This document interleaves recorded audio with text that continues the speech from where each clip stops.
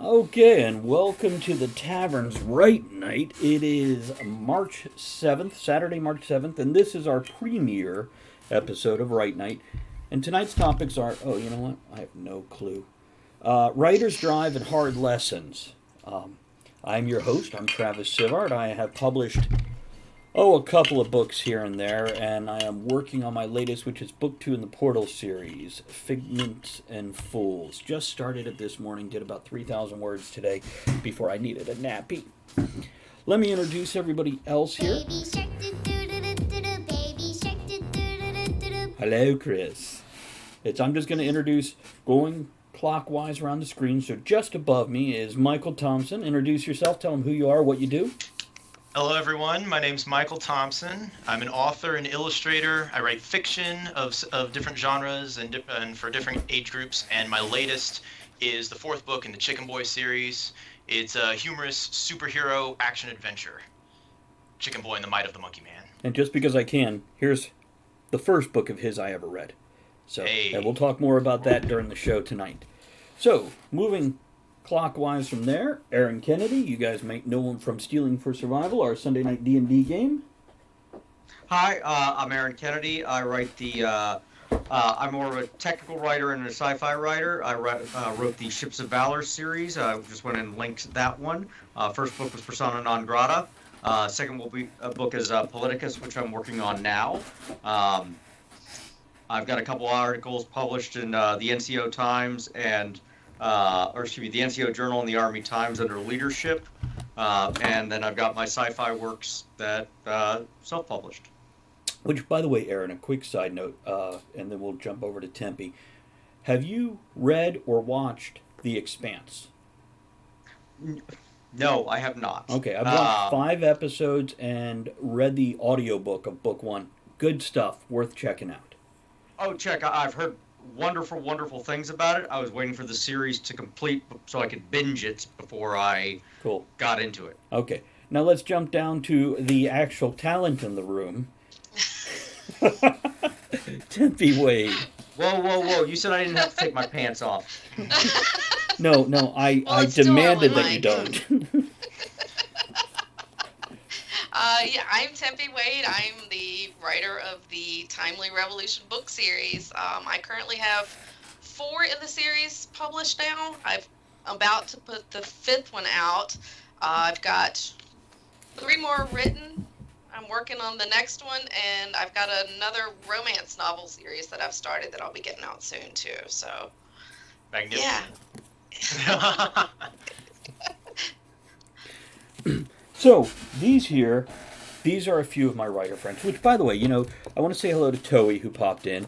There's Toei's book right there. Toei might be joining us for a show down the road also. At least I'm hoping she will, because she's quite the talented author, as well as she wrote some of the roots of my role-playing game background with Tunnels and Trolls. And yeah, everybody, there's Spacey Tracy. Thank you for that subscription. I'm so happy to see you here. Spacey Tracy is here, just subscribed. Here's to you. Hi all. There you go. Which, by the way, in case anybody doesn't know, Spacey Tracy is Michael's mom. Oh. Hi, Mom. Hi, Mom. And I tell you what, when I'm not at a convention... His roommate, sir. His roommate. Oh, I mean, no. No, that's if he lived further south. I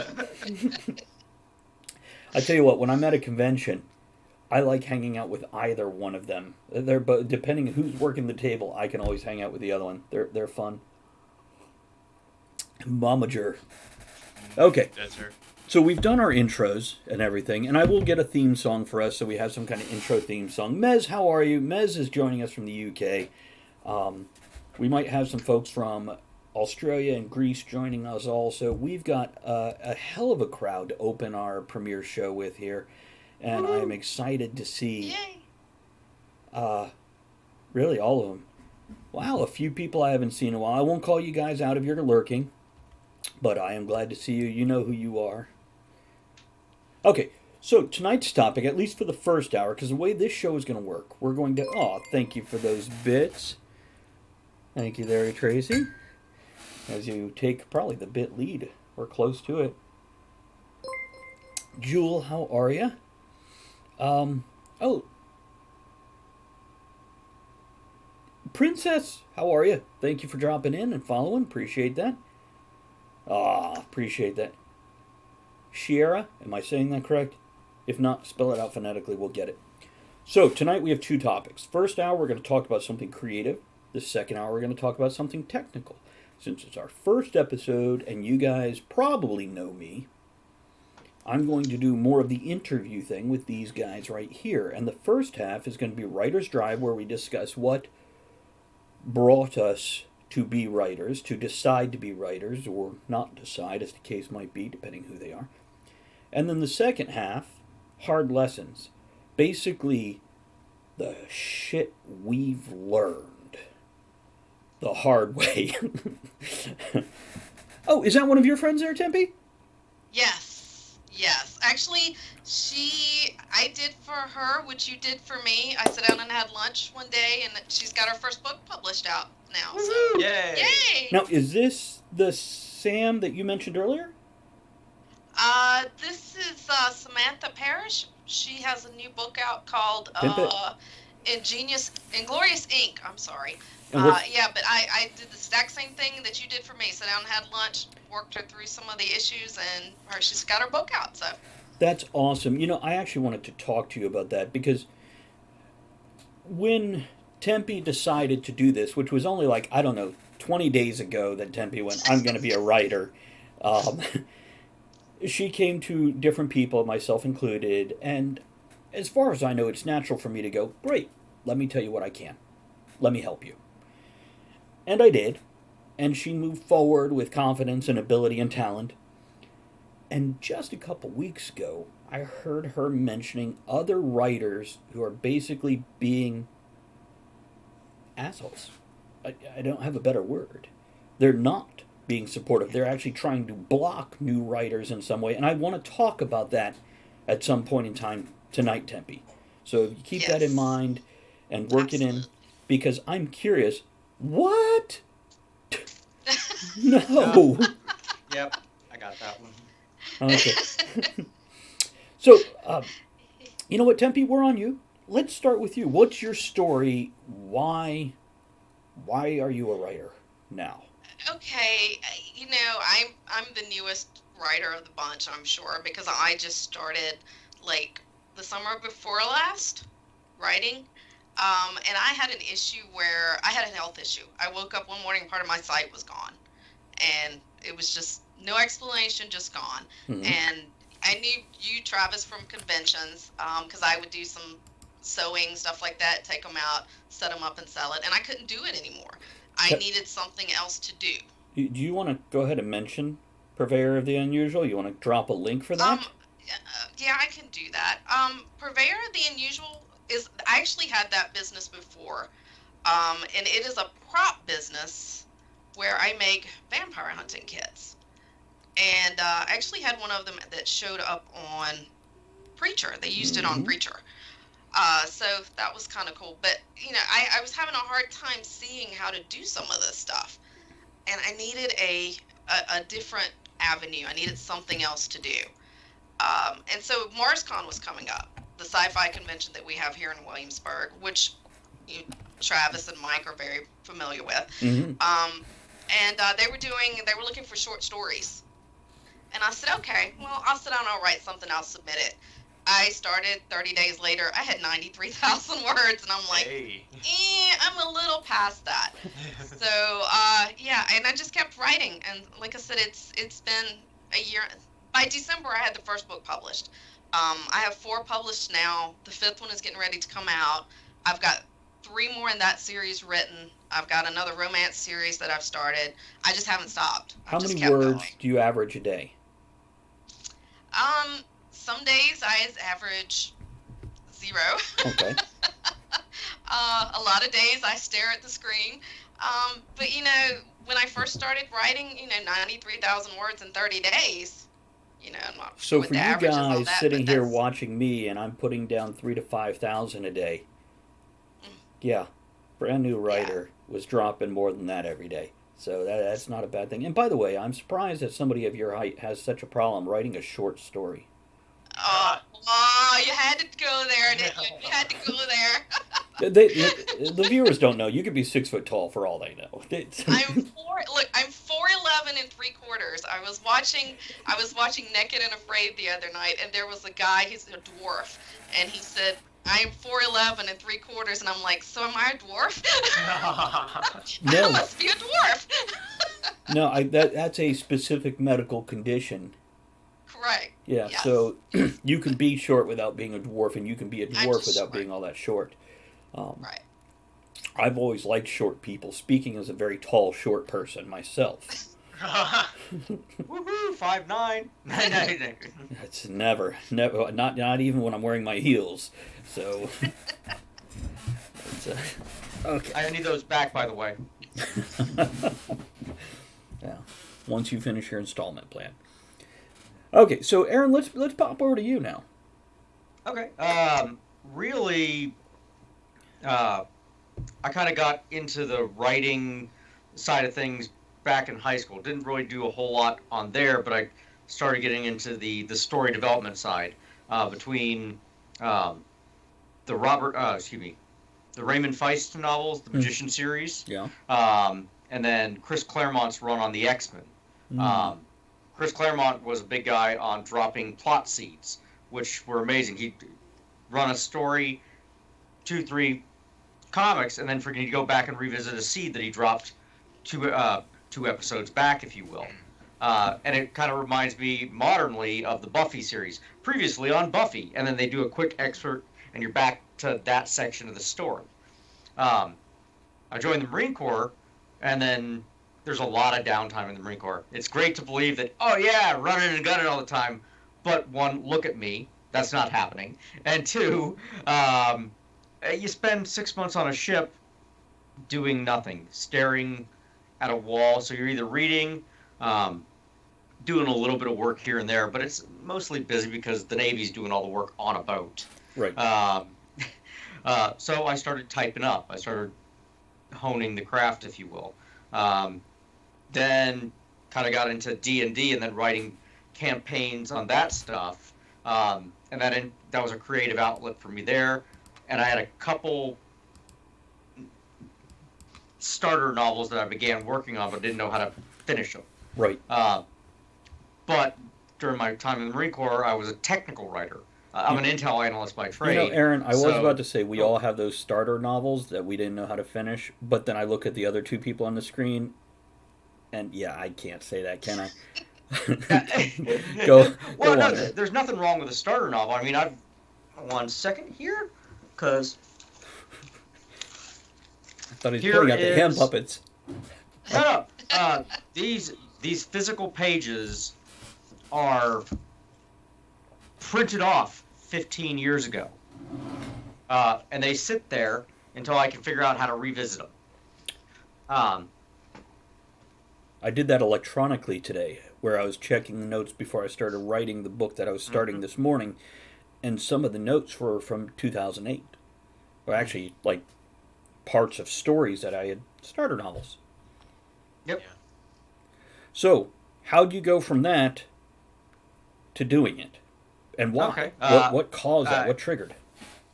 Well, so when I finally got off my ass and finished my bachelor's degree 15 years after getting out of the damn Marine Corps, I got into a master's program, and I was sitting there writing nonstop.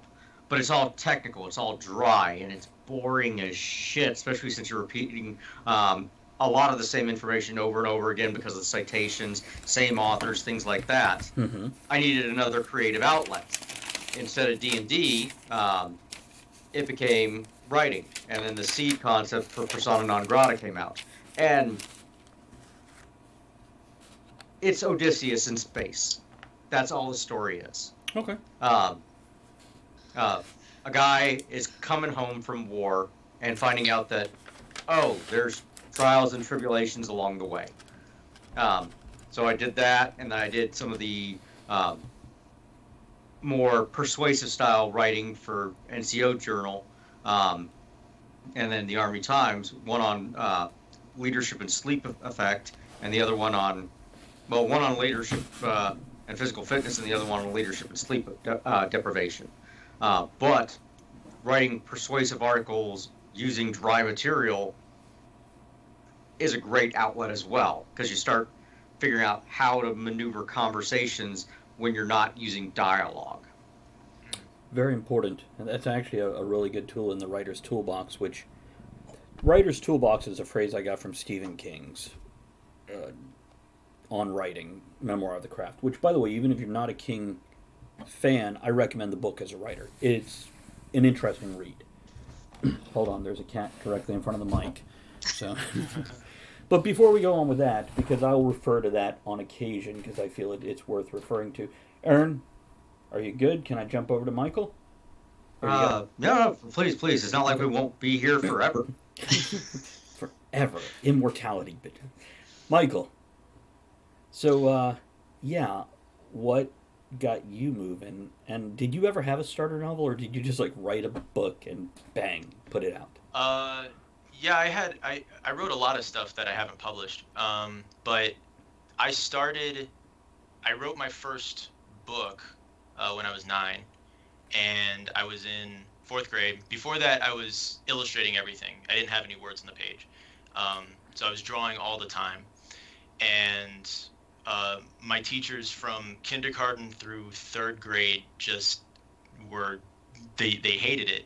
I would do the work, but every white space would be filled with epic battles and superheroes and monsters and explosions. And my 3rd grade teacher especially didn't like it. I was doing this thing. I wanted to create something all the time. So we had these index cards that were a required material, and I was drawing monsters on them, and I made these little monster cards that I made this like trading game because Pokemon was really exciting at the time. So Right. I immediately wanted to make my own creatures. So I did that, and it was after school. We were waiting for the bus. We were sitting in the classroom, but waiting for the bus. And my friend said, "Oh, hey Mike, could you draw me, whatever monster?" And I said, "Sure." And so I drew him a monster. And right as I was handing it to him, the teacher comes by, snatches it, holds it up in front of the class, and says, "This is a distraction." And then she rips it up and throws the pieces on us. And then she sent me to summer school because I was too distracted. And so, What was your grades like at that age? Oh man, they were fine. It was just there was a big emphasis on packets. So every time I would come home with a packet that was this thick, that was just filled with busy work. Just imagine any type of circle the words and it's just thick. Anyhow, but those would all be filled with monsters and stuff. Well, real quick so comment, if I may. I end up in summer school. If I can read a comment related go for before it. we get too far away from what you were saying. Princess Air says they were trying to hold back your awesomeness. How dare they? Which, I understand, Thank you. you're at school, you got to do the school thing. But if you've done the school thing, Right. then why Yeah. not? I think exactly, and I never ever cried or was upset about it. It's just something that I could Not in not public, help at but least. do. Yeah.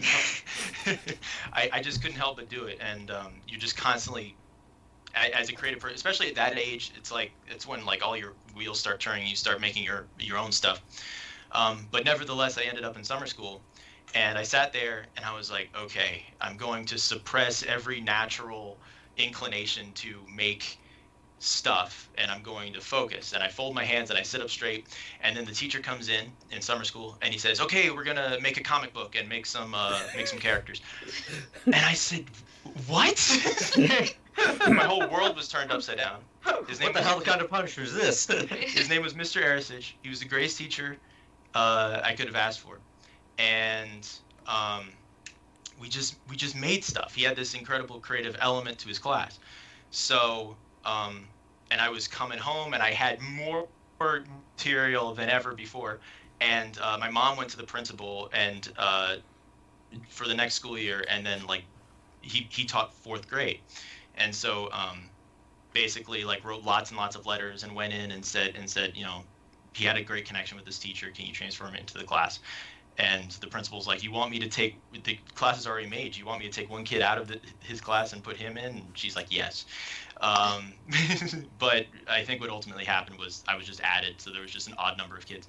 But I ended up in his class, and it was the same type of super creative class. And he had this writing journal where we could create characters and do bios and stuff. And that was the thing. So his emphasis was create stuff, but make a story. After you create it, think, if it's in my case a superhero, how did he get his powers and all that stuff.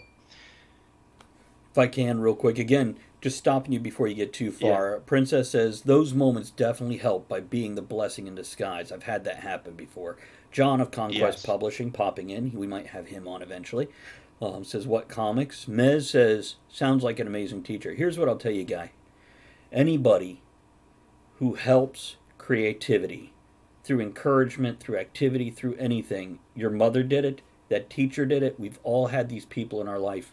Just here's to those people that help us be not only what we are, but more than what we are through other people enjoying our craft. Yay, Mom. You go, Mom. Mhm. Yeah. Michael, thank you for pausing. Go on. So when I was in his class, I created my first Cold fully brew, fledged thank you for the character, I bits. think. Cold brew science cheese. And X100. it was Sounds Chicken Boy. like summer school was a And great plot I created twist. Chicken Boy when I was watching an animal rescue show. I loved animals and superheroes, so I wanted to make an animal superhero. Hmm. And I saw this baby king vulture on the screen, and he was being nursed back to health. He was a tiny little guy, and he had these puffy feathers and these feet that were too big for his body. I thought he looked really funny, so I decided to cartoon him wearing a cape. And I didn't think Vulture Boy sounded very good, so I called him Chicken Boy. And I wrote my first story. I actually have my original stuff because I just Yeah. did a school talk on this, so I could actually show you. And this is stuff that almost nobody gets to see, by the way. This is very exclusive. This is my original writing journal, and that's the first picture of Chicken Boy that I ever drew. Nice. How awesome is that? And so Princess I says, wrote a story, excellent. an alien invasion story that Chicken Boy starred in, and I showed it to Mr. A, and he loved it. And he was so praising, and I felt so inspired, and I made all sorts of other stuff, but Chicken Boy kept calling me back, so I decided to write my first full book, and I have the original book that I made in spiral bound at Kinko's when I was 9 years old. Kinko's doesn't exist anymore, but this is Chicken Boy and the Wrath of Dr. Dimwad. This is the first version. When I was nine years old. Flip through it. No, not for you, for us. Finding some good pictures for you. There you go. There's some of the original pictures. That's really good for Right there. 9. Really. Yeah. Okay. And so I drew the pictures, and I had typed every day after school. I had typed stuff, and then I would cut it out and glue it onto the page, Right. and then copy it together. But Mr. A held it up in front of the class, and he said, "Look at what Mike did." So where the other teacher held up my thing and ripped it up as an example, he held it up and praised it, put it in the class library, and it became our class mascot. And I realized at that moment that I wanted to be an author. I wanted to do this forever. And so I wrote a bunch more stories. I did the next 2 years. I wrote more books. These are the original versions of the next 2 Chicken Boy books. And I went back to his class to talk about writing. And when I was 13, I'd been doing this for a few years, and then all the kids wanted their own copy of Chicken Boy. So I was like, how do I do that? Self-publishing was new, and I decided to create my own company. And every time that I brought a new picture or a new story to Mr. A, he said, "Oh, a new Thompson original." So I called my company Thompson Original Productions. And this was the book that I self-published when I was 13. It was Chicken Boy. And I'll see if I can find that exact spread that was updated. Sounds like you needed a momager. There we go. So there's that same 2 pages, but drawn Nice, cleaned up. when I was 13. Cleaned it up. Nice. And so that's how it started. So let me, and I'll stick with you, Mike, because you kind of have the floor right now. What makes you sit down and write now? What is it inside you? What feeling? What emotion? What mood? What dollar sign? What is it that makes you go, I'm going to write something today, or create something? Let's go with create instead of write, because I think just knowing how much it means to people. Just recently, I was doing a school talk, and they invited me back. This was the same elementary school where I created Chicken Boy, and when I got there, they were painting murals in their school library. The kids had voted on what literary characters meant the most to them to appear on the walls of their library. And when I got there, my Chicken Boy characters were on the wall. Did you get teary-eyed? Yeah. Yeah, I bet. Because right now I'm just kind of like, that's good. That's freaking awesome, dude. It was amazing, and I posted it on I shared what they put up on my Facebook, and if you want to see it, Link it, man. but If you are so okay. inclined, yeah, feel free to drop that link in there. And also, So that's what keeps me going. each of you did drop your writing link in the chat in Twitch, yeah? Okay. Yes. Feel free to do it every once in a while, maybe twice an hour or so. Just that way people can grab your work. Now, what about you, Tempe? I mean, you have been creative for as long as I've known you. Obviously, much longer. With the crafting side of things, and you've passed this on down to your children because I've seen some of their creative work, and your daughter works in theater, your son helps Yes. make these vampire hunting kits with you, as well as being a crafty financier in his own right. Yeah, he's kind of bailed on helping me. He's got his own business thing going now, so That's Mom what you kind of want. got dumped. But that's what you want them to grow up and do for themselves. So that's nice. I Yes. mean, it hurts a little, Yes. but so what about you Yes. though? What drives you to first creating these kits and now the writing? What is that? I was a stay-at-home mom for 15 years. I'm actually still a stay-at-home mom. My son is graduating this year, and I just needed something to do. I'm not a person to just sit around and do nothing. Mhm. I have to do something. My mind needs to be occupied. And when my site went, I have no idea what made me start writing. I have no idea why I got up that day and said, hey, I'm just going to sit down and start typing something. But I had this story. It was in me. I needed to get it out, and that's just what I'm doing. So it's kind of it's just my creative outlet. And every time, and mine is historical stuff. So I have to do a lot of research because mine Yeah. is historically accurate as much as humanly possible when it comes to and blending the fantasy with it. And it's I just, when I get a message from somebody saying, "Oh my God, I love it. When's the next one?" You know, and I get those all the time. I love it. When's the next one? It keeps you going. It keeps you going. And like I said, I love history, and the fact that I can take history, I can take George Washington's spies, bless you, and mix them up with Celtic Fae, and find a way to make it work and make it seem like it actually happened. Let me interrupt real quick. Okay. You need to give us a breakdown of at least the first book and elevator pitch. Just Okay. one paragraph, maybe two. Sell your book to us, right? What are we reading? Okay, A Timely Revolution is about a woman who's thrown back in time, and she ends up in Williamsburg about 10 years before the Revolutionary War. She realizes she's got to make a life, or she's not going to make it, because she can't go back where she came from. So she finds a way to make a life for herself. She does what any woman does. She sells her engagement ring and buys a house. And so she makes it a point to want to stay out of the Revolutionary War. She doesn't want to change time in any way. Mhm. She wants to make sure everything moves along. Well, she inadvertently ends up saving George Washington's life, and that kind of started a role where she ended up in the middle of the beginning of the Culper spy ring. She was actually instrumental in helping to bring that about. And that's a So- historical thing, correct? That's a historical thing. That's George Washington's spies.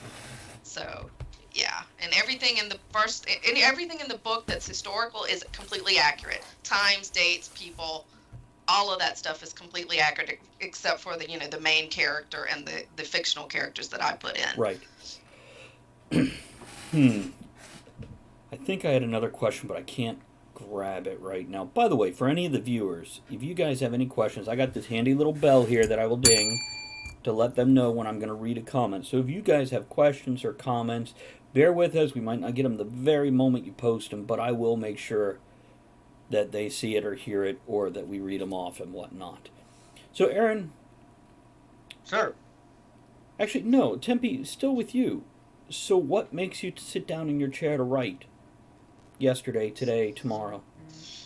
I think I've just built a habit of it. I do it when everyone is gone to bed.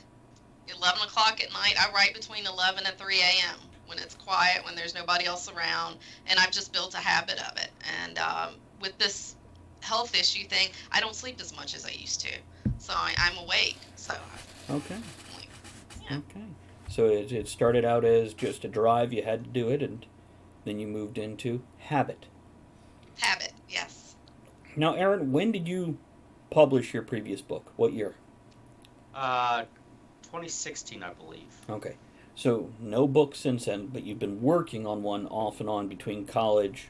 Which, by the way, for anybody that doesn't know, Aaron has like an HVAC degree. He's working on his electrician's degree. He works a full-time job, and he's earning his master's in something. So he hasn't been idle. I've got an Associate of Science and a Bachelor of Science in Liberal Arts. Would you like fries with that? However, that is the same degree that Captain America has. So, I've got a Master's of Science and Leadership. It's an MBA adjacent program. I'm working on my PhD in business, roughly the PhD equivalent of a Doctor of Business Administration. I'm a journeyman HVAC technician, working on my master's license. I should get that in July. Working on my electrician's license. Should get my journeyman's soonish. And then various little articles, and then also writing the fiction. And you can see all our faces go blank as you went through all these letters and things. Oh, I'm sorry. But going back to the writing, because this is what he's doing instead of writing. He's constantly learning, and that's my point of. Oh, hold on, we're going to interrupt here. Shara has a question. I do have a question. I've been hearing about places to do book signings, besides conventions, of course. What would be some good places to do that? Princess, do you mind if I table that till the second half? Because I think that's a great question for the hard lessons part. And I'm just going to make a note right here, book signings, and put Princess next to it so we know to refer back to you. So give us about a half hour to get to that. What, Aaron? And a quick note for your book, business questions. Because that's going to be a big topic. Okay. I've got that down. Okay, Aaron, going back to you, my point is Aaron has been learning. This is what Aaron does. It drives him. That and bad jokes. It's the fuel for his soul. I will steal a bad joke in a heartbeat. Like, hey, you want to hear a dirty joke? White horse fell in the mud. What's long, brown, and sticky? A stick. Okay, Aaron. All right. So why haven't you ridden? Where's the drive? Okay, it's not the drive. Going back to what Tempe said, habit. Mm-hmm. All right, takes 21 days to form a habit, or replace a habit, or to break a habit. And if you're not doing something constantly, habits go away. And it's something as simple as taking your medication every day. Oh, I don't need it today. And then tomorrow you forget to take it, and the day after that you forget to take it. And then it's like, oh, I've got to get back into the habit of doing it. Or you're running around doing other things, like running a marathon. I do one big marathon a year and a couple, 3 halves. The Marine Corps Marathon here for the local DC guys. I do that, so I've got to do a little bit of training for it. And then the historic half down in Fredericksburg. I'm training for that one because I'm doing the Devil Dog Challenge, which is basically run the 5-mile course, then immediately run the half, which is 13 miles after that. Okay. So where's but you break a habit, and you got to go back and rebuild it. So that's true. What I typically do is my school is in 10-week chunks. There are 4 of them a year, and there's 3-week breaks in between each one. While I'm doing school, I write to avoid school. Okay. School has got a hard deadline on it. I have to do it. Absolutely have to do it. So if you wait to the last minute, it only takes a minute. I know this sounds silly, but it's one of those. Travis, You just felt the offended pain on that writers one. everywhere every time they have a damn deadline. If I wait to the last minute, it only takes a minute. That's right. Ah. Very So what I'll do is I get home. I always do my they typically have for anybody going through these programs online, they've got discussion questions where you gotta do the readings and all that. I do the readings on Monday and Tuesday. I read fast, years of practice, good habit building. On Wednesdays, I sit down, I look at what the discussion question is supposed to be, and I go, shit, I don't want to do that right now. I will wait until 9:30, 10 o'clock-ish, because I go to bed at 10 o'clock-ish, 10:30. So to write usually the requirements 250 to 500 words, which that's for nothing. us writers is 2 pages. Yeah. But to put it in terms, it doesn't take long. I wait till the last minute on assignments, which are 6 to 10 pages. Oh, all right, Saturday morning, knock that stuff out. But if I'm going to have Word open, I may as well be trying to put words on paper, or at least editing something that I've already done. Or building up something else that I've got elsewhere. Like, not all of our stories are going to be in that one vein. As Tempe mentioned, she's got, her historical romance and these novels, but she's also got another batch that she's working on. I'm sure she's got a little notepad or some variation that she's just going, remember this. Or Travis's little thing where he got, remember this for later on today. Or Michael, I'm sure he's got notebooks and notebooks and notebooks of, I never did this, let me go back and do this. Yeah. You know what I write mine on? Taco Bell napkins. Are they a better thread count or Just put something? a lot of time. Do what? Are they a better thread count?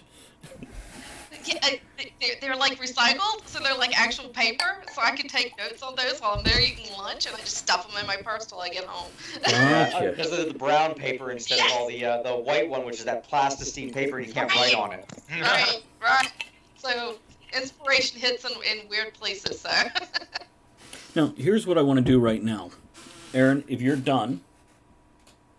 Okay. And I'm not yanking it. It just, if you're done, I want to turn to you three and ask you if you have any questions. As writers at various stages, it's always nice to be able to openly and comfortably talk about writing with other people. And it's something as writers where it's a very solitary, whether it's a hobby, profession, or something in between. So when you get into a group, it's time to nerd out. Yeah. So you guys have hung out with each other for a couple hours so far today, before show, on show. Any questions for each other, or comments, or ridicules, or anything? Well, here's one, okay? And this is probably me and Michael towards Tempe, all right? Because Michael said he did textless adventures to begin with. Me, I wrote an entire novel where the main character where the narrator never talks. I don't do dialogue. Now, my background character, or my secondary characters and primary, they talk, but the narrator is never directly quoted. So how do you deal with things like that? Dialogue development. I'm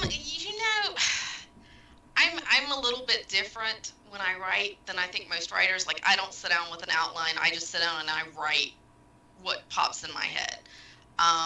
Dialogue is something I thought I would never be able to write, but I found it's the easiest thing for me because it just keeps.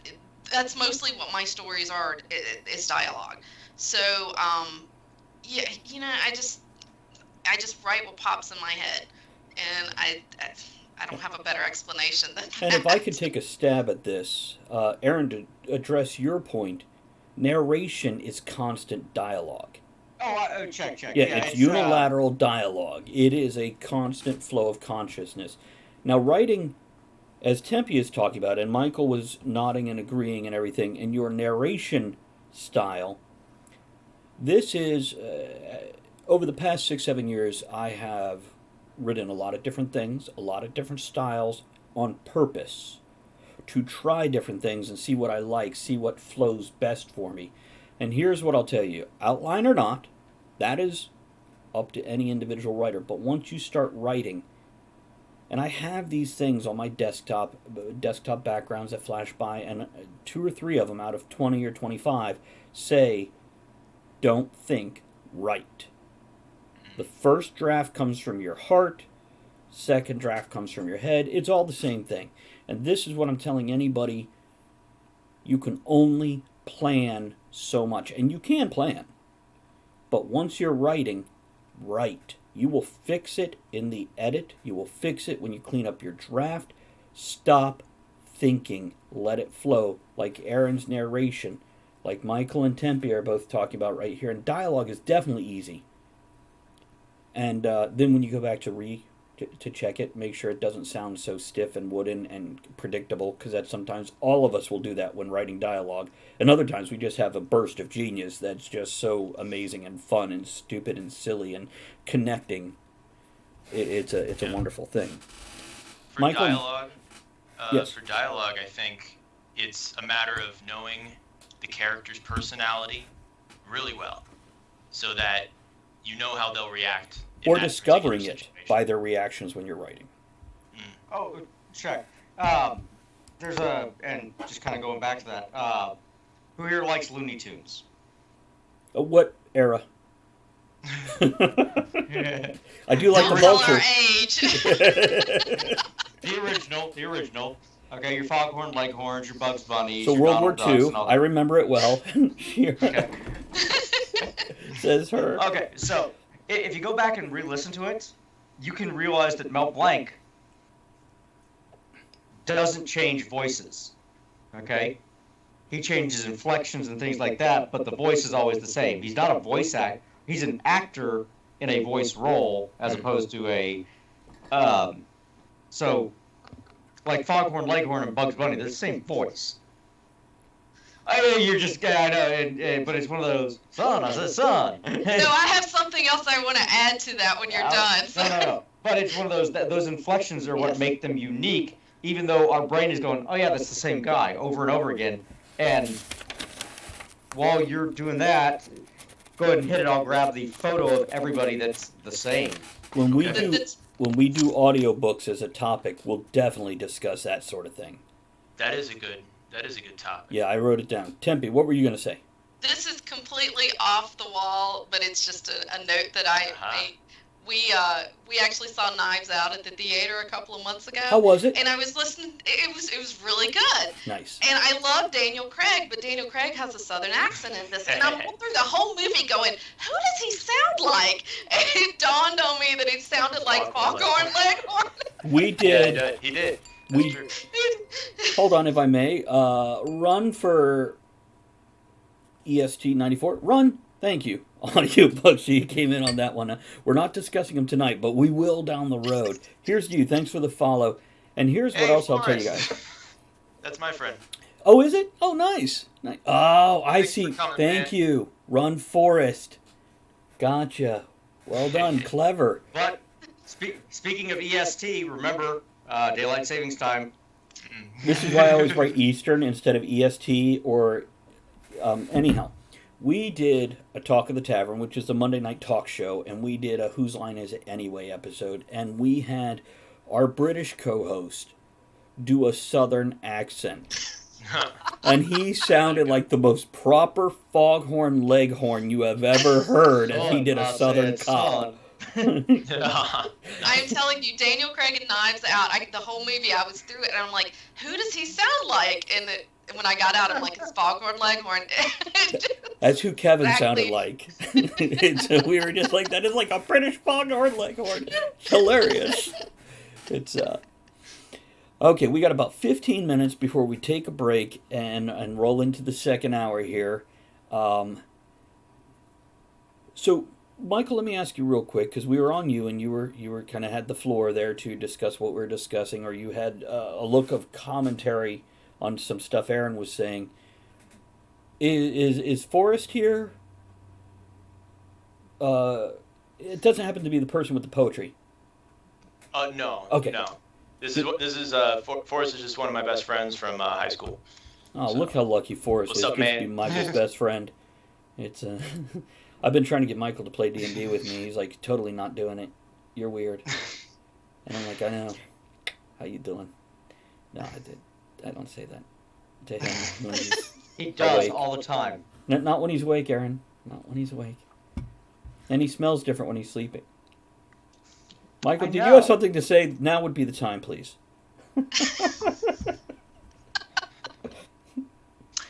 I guess going back to dialogue, the reading stuff out loud helps a lot. Yes. When editing, Yeah, it's one of the biggest hints I give when editing. Read it out loud and do not rush.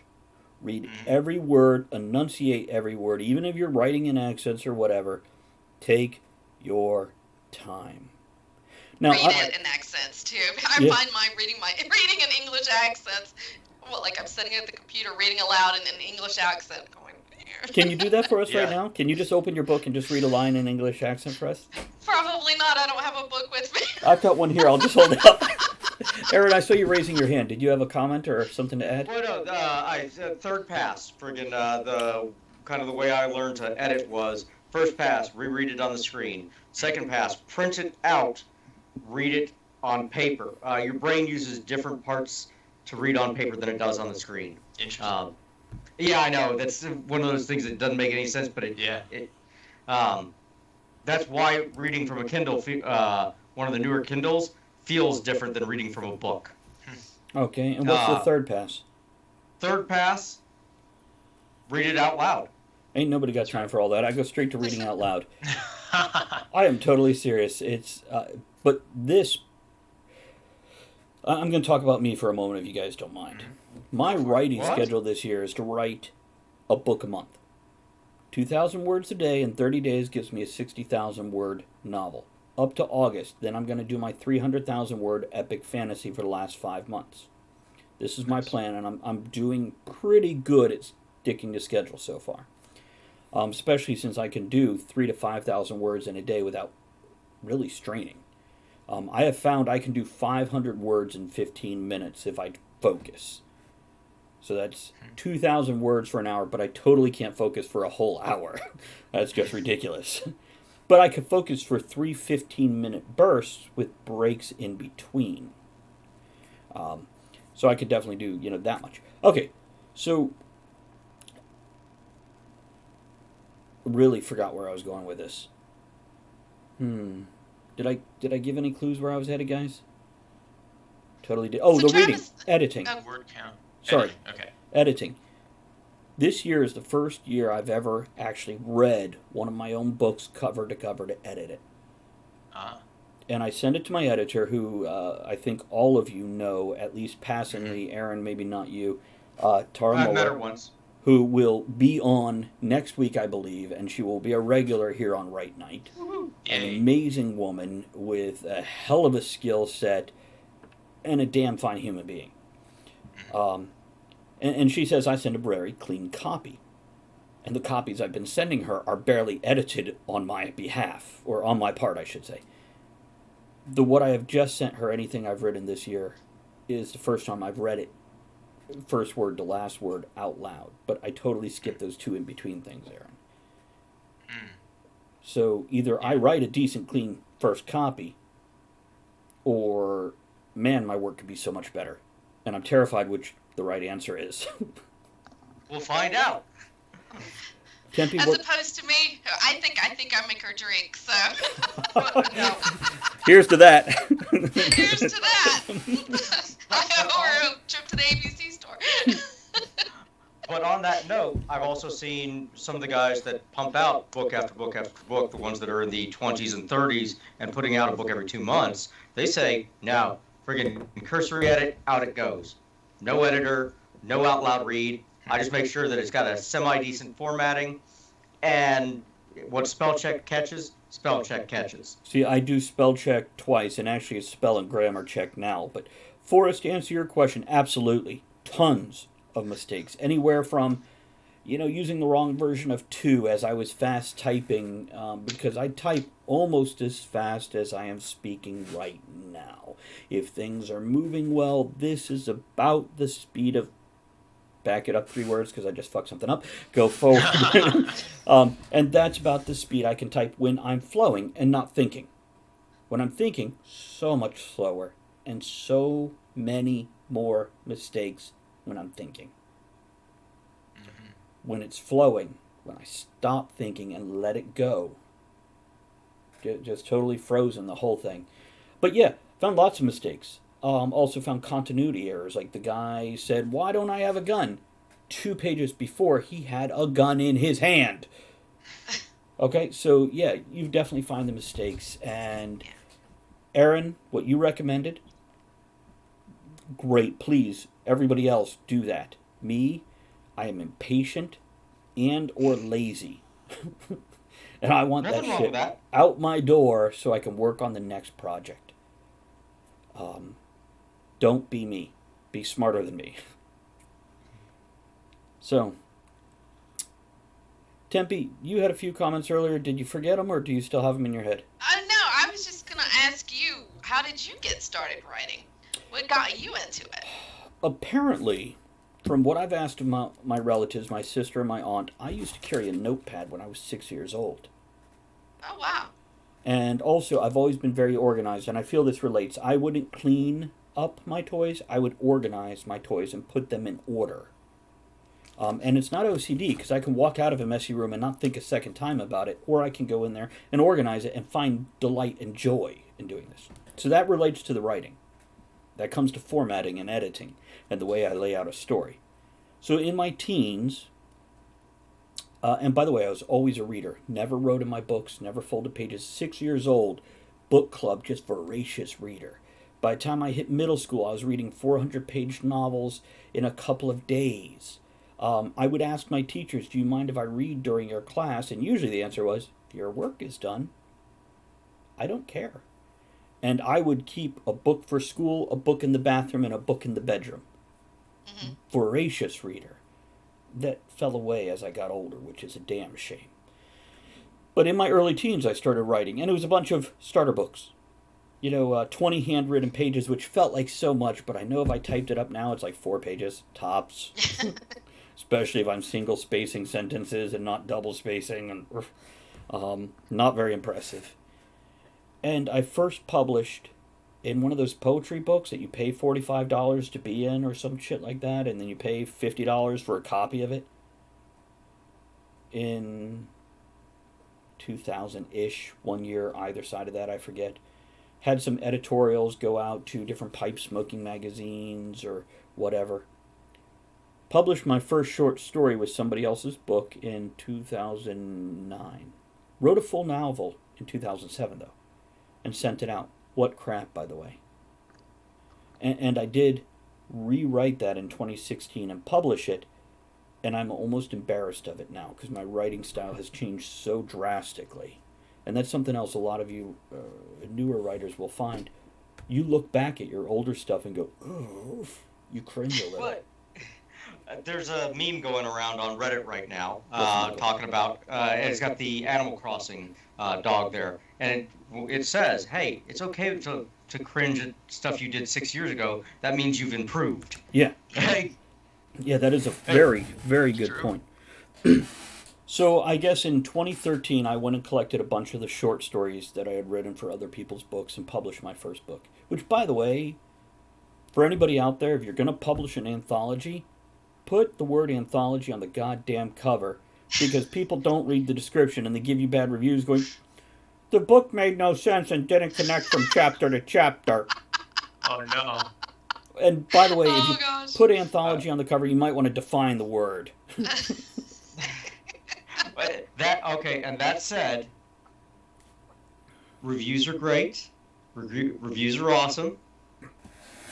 Ignore the bad ones. Or read them, find out if there's a technical issue with them.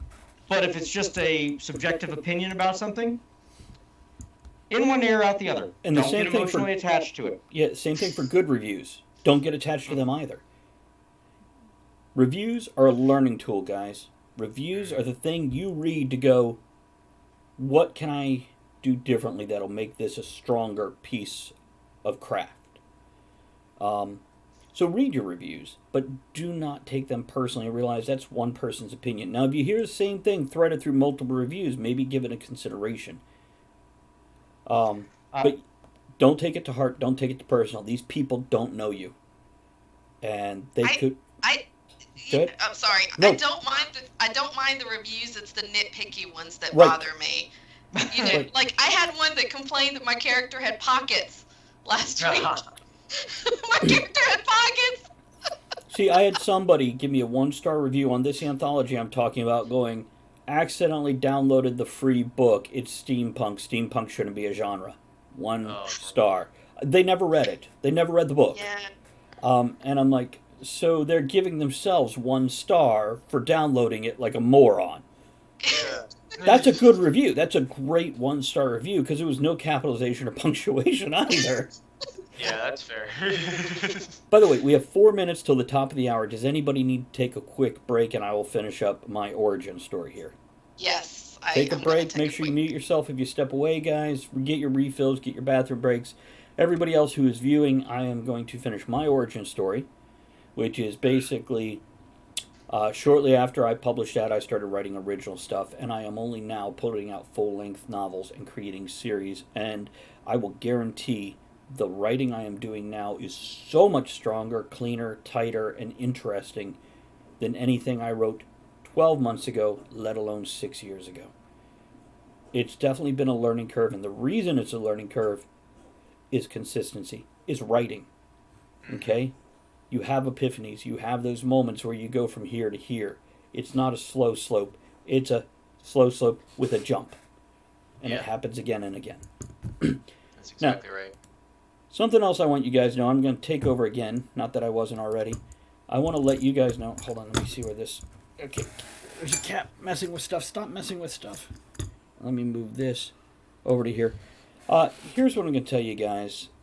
I'd like you to subscribe, please. And the reason I'd like you to subscribe is because I'm working on making a dream become a reality. Okay, I'm here to show people, you guys, my fellow writers, myself, and you, how to make dreams come true. I'm here to help people do that. Okay? We love to share our ideas. It's why we're here. We're not here for attention. We're here to help you guys. Attention will be addressed in a moment. And we want to create something special and unique, which is a conversation. And I'm making that happen for these guys, for me, for you. It's not about the money. It's not about the attention. And by the way, if you watch me on a writing stream, sometimes it feels to me like it should be boring. But it's actually about being creative. It's about sharing. It's about talking together. And helping each other. It isn't all exciting moments. There's definitely that moment of accomplishing work, which to me is exciting. I love to accomplish something. And what are we trying to accomplish here? What's the biggest challenge we as a community are facing?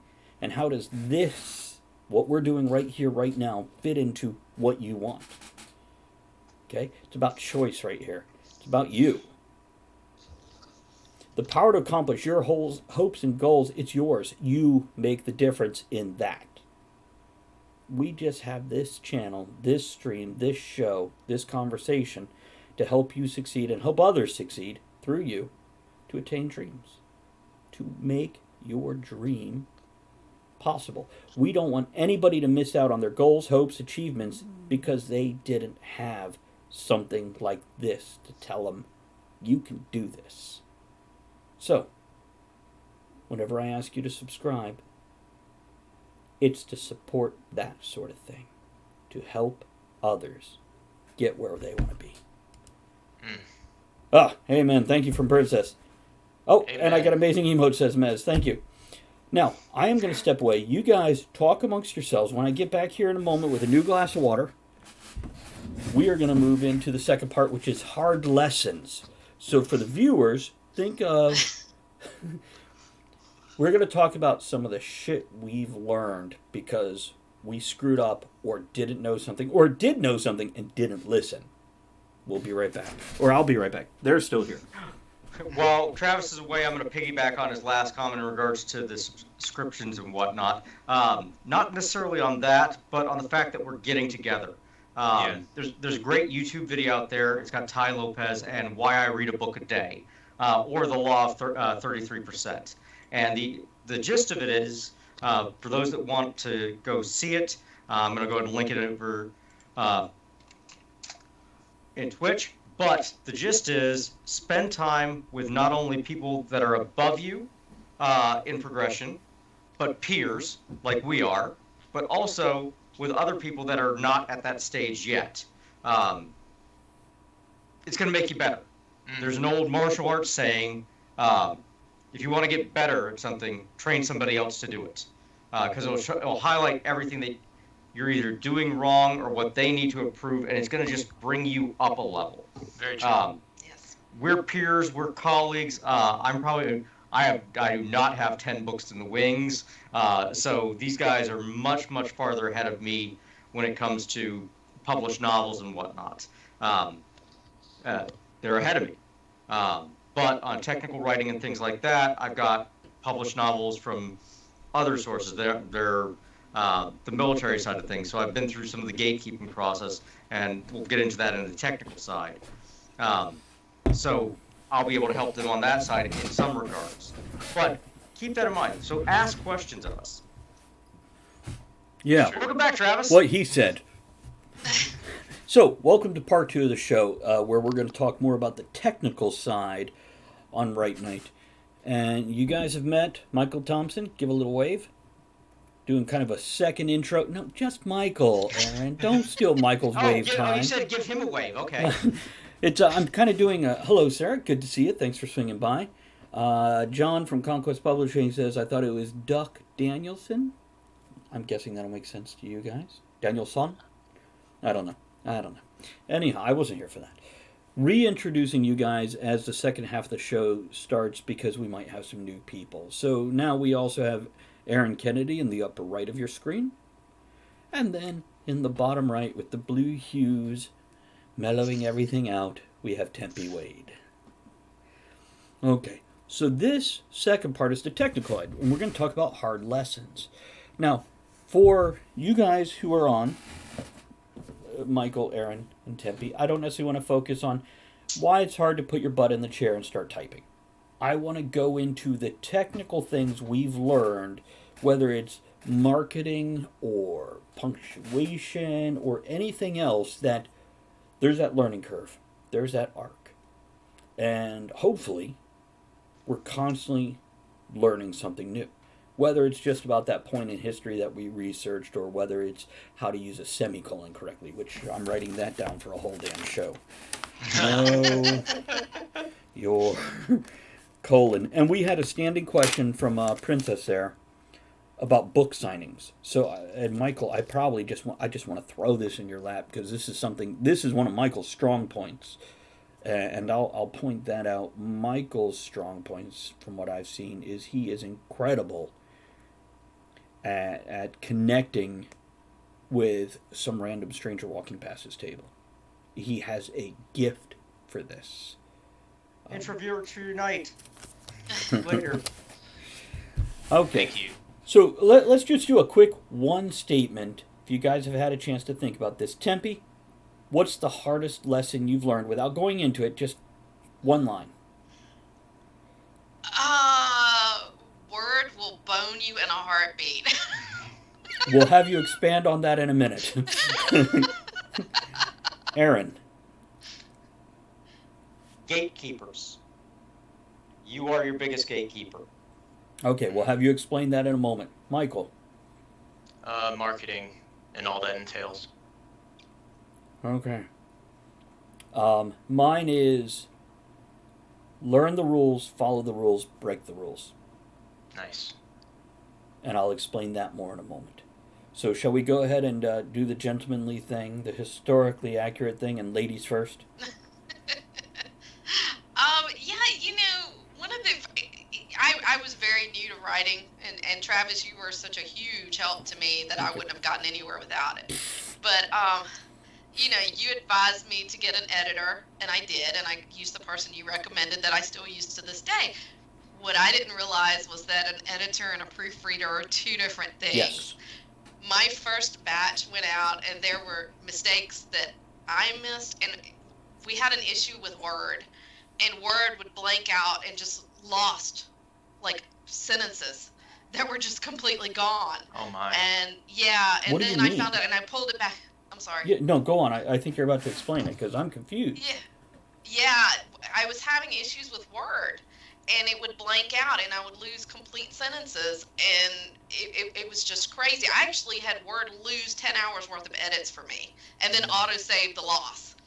So, it's very frustrating. So, I learned an editor and a proofreader are two different things. And I also learned that no matter how many people you have go over it, how many computer programs you have go over it, you'll be convinced there's not a typo in there. You'll be at a convention table, somebody will open a book, and it'll go straight to the typo, and they'll say, look, there's a typo. Yeah, and there'll be at least 3 in your book. Good luck finding them. Yeah, exactly. You could have 20 beta readers, 14 proofreaders, and 3 editors. There will be 3 mistakes in your book. Absolutely. So I've learned to, now when I get it back from the editor and I do the proofreading, Right. I sit down with a pair of headphones and I go through it last minute, final, and listen to it, read out loud by word, and I catch so much stuff that way. Yeah. By the way, for anybody of you guys that use Word, there is a read it out loud, and the technology is getting better every single year. Yes. Now, it is worth it to read it out loud yourself, but you will catch different things when the computer is reading it to you. Yes. It is like the worst audiobook you've ever listened to, but it's worth doing. What do you mean Microsoft lost? Because I use Microsoft. What happened there? I've had a couple of issues where it's just completely blanked out, and where I've done edits, it's just lost it. It's just completely disappeared, and then it would autosave after that part disappeared. And because I keep it on autosave all the time, and it was just. And at that time, I heard a couple of other writers say they were having the same issue, but I had 10 hours worth of edits that it blanked out and lost. Do what? What version of Word? Word, Office. 365 or Office 365. is it? Yes. Okay. So because that's different from Microsoft Word 10. Yes. Because Microsoft 10 you weren't paying every month. Right. And I'm willing to bet that was an update. This is the problem with shit where you pay monthly fees and they updated. Witches, good to see you. I'm just going to take a moment to say hello to Witches who popped in. So good to see you. Aaron, gatekeepers? What the hell does that mean? Okay, so, and the reason I say this is when I first got my novel through beta read and all that stuff, I said, okay, maybe I'll try to get it published through like one of the big 5 or the big 6 at the time, then it became the big 5. And you got to go, okay, well, how do you get published? Well, you got to submit it to a literary agent to get there. And it's a gatekeeper. It's somebody preventing you from publishing a novel. You send out the letter, and you got to write the little blurb that says, hey, this is what it's about. I got to pique their interest, which isn't actually going to them. It's going to their secretary or somebody that works for them to get it on their desk. They go, okay, send me sample pages. And then they got to go, okay, well, what's your marketing plan on this one? They're middlemen, and they're in your way, which in the age of self-publishing, we don't need gatekeepers. And this kind of goes back to Tempe, when she was talking about, oh, I'm helping out this other person, and people are getting got upset. more than that, and I want to go into that later, Tempe. But go on, Aaron. Right. She's helping out this other person, and then other authors are getting upset because we're adding there's an additional product out there. And we've got this plethora of product, nobody is ever going to be able to read it all. So, and abundance doesn't hurt. It's not like the price is going to drop to the bottom because there's more of it. True. So it's not wasted. We're not stealing from anybody else with the Kindle Unlimited and the various other subscription-based services where we get a cut if somebody actually reads the book, and they're paying a subscription fee. There's no harm. We're not a distraction from each other. We're not competing with each other. It's not like, oh, Robert Jordan's got a new Wheel of Time novel. Raymond Feist has got this one, and you can only pick up one book. Yeah. Readers aren't like that. They're like There's plenty of heroin room on the addicts. shelf. Well, no, they're like heroin addicts. They're gonna freaking keep pumping it into their veins as fast as they can, except we don't die of overdoses. Heroin addicts. Do you have a better description of what we are? You got a point. Give me another one of Chicken Boy books, huh? Oh, yeah. When's the next one coming out? Yeah. Okay, Get a lot of Chicken Boy so books. let me grab what Aaron's saying there. Basically, if I'm understanding this correctly, to paraphrase Aaron, what you're saying is don't let somebody shut your writing down. You're your own. You decide when you're publishing, because there is self-publishing now. Now, that being said, I will also give the advice of get a good cover, get a good editor. Oh, absolutely. I'd like to say it goes without saying, but it doesn't. It doesn't. Well, something- And just to Go ahead. go ahead. No, please. And just part of that is remember, yes, we've got this creative outlet and whatnot, but it's a business. Mm. You're a business owner, Yeah. and your Exactly right. profits are your payroll. That's your paycheck. We'll go Uh, into that a little more But that's too. much later on. Yeah. Because I have the business question thing, and actually I mentioned that in 27 Thoughts on Writing. So Tempe, something I'm doing with Silver and Smith that's currently with Tara in the editing process, I'm going to actually shop for agents. Okay. Now, something Nice. I've told other people is, for me, you do what you want to do. I ain't the boss of you. But for me, I either want the big five or self-publishing. I don't want any of that goddamn middle ground. Because what I've had people tell me is they published with these middle ground publishing groups, and what Aaron just said is what happens. What's your marketing plan? What's your publishing plan? What's your promotion plan? And I'm like, I'm sorry, I have a publisher to publicize? Yes. No, you don't. You have a publisher to take part of the cut for what? So, the big five, for me, or self-publishing. There's not a middle ground that I want to play in. So, I'm looking at that when I go to shop agents. So apparently you've been shopping agents recently, and you've hit a bit of a frustration. I have. I have a theory on this, and I think that these literary agents maybe kind of realize that their time is a little limited because of self-publishing. And I've sent some stuff out to, and it's not my Timely series. It's another separate series that I was working on that kind of tied back to it. But my thinking was, if I could get it with somebody big, I could use it to throw traffic back to my self-published Sure. stuff. That's fair. So these literary agents, you check out their wish list, and the stuff that they want is just, it changes daily, and it's stuff like, I want a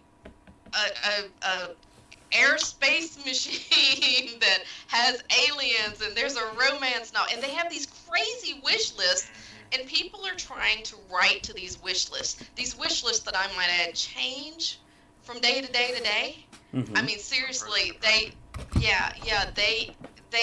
there's no rhyme or reason to any of it. I've shopped a few of them, and I did get a little frustrated, and my attitude with this is, screw it, I'll just do it myself, because why should I put money in their pockets to do what I can do myself? I agree. You know. Here's what know, I'm going to tell you people about who- agents, and this is coming from somebody that hasn't shopped an agent yet.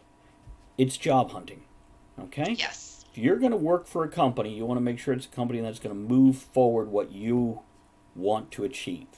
The same for an agent. Research them. If you go in for a job interview, you are interviewing that boss.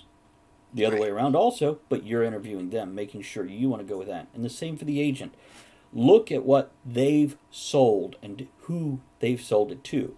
And if they can't provide you that, or if they want to charge you, before you even publish, something's wrong.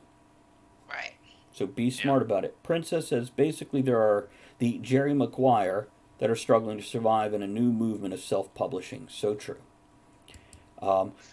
If you can get a good agent that knows what they're doing and has the connections that will move your career and what you want forward, it's a beautiful thing. Okay? But nothing is instant, nothing is overnight except the lottery, and most people are broke within a year after that. Yes. So you've got to be smart. This goes back to Aaron's business thing, which we'll talk about. But if we've got a moment to pause here, I want to jump to Michael's comment. Tempe, you good? Yeah. Okay, Michael, one more time. Your one hard lesson, marketing. It's marketing. It's marketing yourself. It's the balance of the art versus the product, and the product, I guess, and finding that balance, because the process of writing is really magical, and you're creating something, but then you have to sell it. You have to remember that this is a product, this is a business. And back at the beginning, I gave a lot of books away because I was so excited and everyone wanted to read it. I'm like, hey, yeah, check it out. But then I realized, I'm like, oh, I gotta make money now. I'm running out. So that was something. That was a big lesson. And the biggest thing that helped me was discovering the power of the pitch, which came after I graduated college. Yes, big heart. He's got a great pitch, guys. This is something I'm going to constantly ping Michael on as long as he's coming on the right night, because the first time I had a table next to him, I watched this kid, because shit, it was 4 years ago or so, right? 5 years ago? Yep. I think so. And when I went over there and talked to him, more than just passingly of, hey, how's it going, I pulled him aside and went, you have a great pitch. You're great at stopping somebody and holding their interest. And it's something a lot of us writers are weak at, really, Yes. really weak at. We're so, whether we're introverted or shy or not confident in our creative skills, we love what we do. We think it's good, but we leave so much room for ourselves to be flawed. We won't approach somebody with that level of confidence that they need to go, I'll buy that. Michael has that. Thank you. Yes, Aaron. Question for you, Michael. Now, Yeah. and this comes back to kind of a branding concept as we're talking about marketing, because you got marketing, you got advertising, you got branding. Now, how Yeah. much of your brand, in just rough percentages, would you say is your book and is you? Oh, that's a good question. Can I add another question on top of that so you can answer both at once? Yeah. Your buddy Forrest there says, Mike, how long did it take you to get the confidence, and did you fail at first? So Oh, yeah. go with both questions. It's in you. Well, yeah. It's a lot of trial and error. When the way I first created the pitch, going with the pitch and talking to people in general, and doing more in-person stuff, I created it because of my teacher, Laura Scott, in college, and she suggested that when World of the Orb was coming out, she wanted me to participate in this thing called SFF Pit, which was a pitch party on Twitter. And basically, you have only the amount of yeah, there it is. Ta-da! Only the amount of characters that Twitter provides to make someone interested in your book. And That's a great idea. Yeah, and I realized that it's not about, and looking at what other people were saying about their work and the things that were getting the most attention, I realized that it wasn't about explaining the plot. It was about the hook, but raising a question that a stranger would want answered, that would pique someone's curiosity, and that somebody would want answered. Yeah, the question, the hook, the hook is the term, but that question that makes somebody go, that's a good question, I want to know more. Yeah. That's probably your best elevator pitch for a reader, not for an editor, not for a script guy. And John says branding may be a bit different for different genres, but for us comics, are about 60% branding. Yeah, it's interesting. Branding, and I'm not overly familiar with the term put my face out there, and that was something that my professor was saying is like, put your face out there, connect with people. Humanize yourself. What was that? Humanize yourself. Humanize, yeah, yeah. So, yeah, I don't know what the percentage is, but I know like the types of things that I would share and the types of like what I put out there. Like I don't really put out my personal life publicly, or like with my friends and stuff. Like I have lots of stuff that I'd love to share, like with my buddies Right. and when we hang out, and but I want to keep it like myself, like behind the scenes stuff, things that the reader would be interested in. Look at the actors that we respect the most. It's Mhm. not the ones with their personal drama in the news. Yeah. It never is. Ever. And by the way, Michael, I want to take this one thing. Michael has this little thing he does where he says, "Do you want a free bookmark?" Oh yeah. And That's the icebreaker. Yeah. Go from there, Mike. Oh yeah. So I always have I now that I've done since the Chicken Boy days when I was 13, and when Vistaprint was new, and Vistaprint had these free promotions where you could order some stuff, and they'll send you more stuff, and so, and I still do it like this actually. I get a print of the bookmark on a postcard, and then I chop it up myself, and those are my bookmarks. And whenever I'm out and about, I have a stack of bookmarks that have my information on it, and anybody, literally anyone that walks by, I will talk to, and I'll say, "Hey, you want a free bookmark?" And there's some people that I accidentally offered multiple bookmarks to at some of the cons when I started doing cons. But anyway, it's a great icebreaker, and it gets people involved. It puts something in their of yours in their hands that's inexpensive, and that has your information on it and looks cool and has a function. And then from there, I say, "Hey, I'm a local author. I'm doing a book signing. Can I introduce you to one of my books?" And Notice he didn't say buy. Introduce yeah, you to. that's true. And it's an experience. It's art, you know. It's so yeah. You don't want to use there's certain words you may want to avoid, I guess, and you might naturally kind of sidestep things like that. You want to use positive buzzwords, and then when you're pitching, you want to compare it to things that already exist that will paint a picture in your new friend's mind about what they might be engaging with soon. And make them feel like a friend, not a sale. Yeah. Make it feel Yeah, like... exactly. Something else I'll say about the bookmarks. Yes, you have your information, your website, the book title, whatever. You can also put that 144 character Twitter hook on that bookmark. Yeah, that's true. That makes them go, what? Yeah, I met someone recently, recently in the grand scheme of things, another author named Joab, and at AwesomeCon, I think was the first place I met him. He's used brochures, which I thought was a pretty interesting thing. So he puts like, you know, the pitch for each of his major books on this brochure, hands it out, it folds up to be, you know, pretty compact, and he hands those out at these big cons. And then they have that, and then the next day, or even like a little bit of time later, people come back, they're like, "This sounds cool."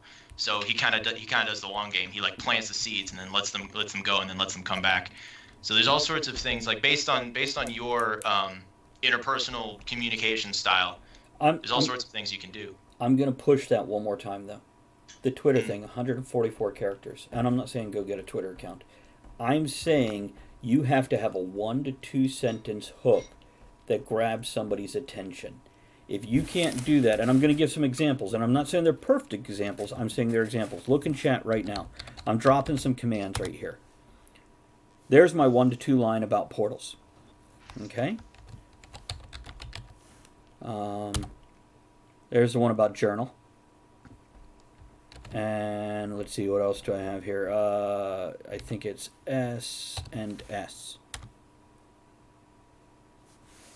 So there's my tweet length thing. Now this is not necessarily about one particular book. This is about the series, each one of those. But this is an example, good, bad, love it, hate it, tear it up, adopt it, whatever, of what we're talking about. That 1 to 2, if you can't spit it out in the space when you're in an elevator, thank you, Tracy, thank you for showing me your bits. Then if you can't spit it out between floors in an elevator, it's too long. This is what Michael does in one line. Can I introduce you to my book? Okay? This is important to every writer out there, because this is also a way we can get around our own self-doubt and our own confidence issues. Okay, you're not saying I wrote the best book ever. You're saying, can I show you about my book? And here's what I think is interesting. Yes, Aaron? Yeah. Okay. On that self-confidence stuff like that, and Michael had hit on it earlier as well.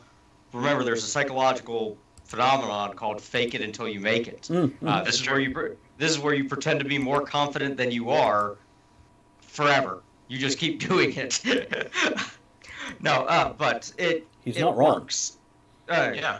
That's what you have to do. I am an introvert. I don't talk to people. I go, but at work, I am jovial. I'm like this. This is because I know these people. Right. In new settings, nope. I am uncomfortable as hell. I am anxious. I am stressed. But fake it till you make it. See, this And is that's the part beauty of the part. branding that I was asking about earlier. This is the beauty and part what of I- Right Night. If I can interrupt real quick, Aaron, You even go if I ahead, can't, sorry. I'm totally just did it. We are 4 people, give or take, depending on the week, having a conversation with each other. We can be comfortable here. We can be ourselves. We can be a little stupid, a little nervous, whatever, because we can ignore you guys as viewers and then bring you in and then step back so we can keep our comfort zone. And this allows us to. Hold on, Andrea is coming home. She asked me if I want anything. I'll just say hugs. Yeah, we'll just go with that. Aww. And a couple of things. Oh, I guess I need to talk about the thing I said. So Yes. there's a thing out there. It says, learn the rules, follow the rules, break the rules. I will tell you, a lot of new writers go, I want to do it my way. I want to make something new and special and unique. That's great, guys. But learn, strong words, strong language, learn the fucking rules. You learn that by studying and reading and enjoying other people's work. This gives you that social construct, how storytelling happens. There is a psychology to storytelling. There is a pacing that is required for more than just 3 people to get it. Learn the rules, follow the rules. Now just practice them, get skilled at them, then break the hell out of those rules. This doesn't happen in your first book. This may not happen in your 20th book. But then again, it might.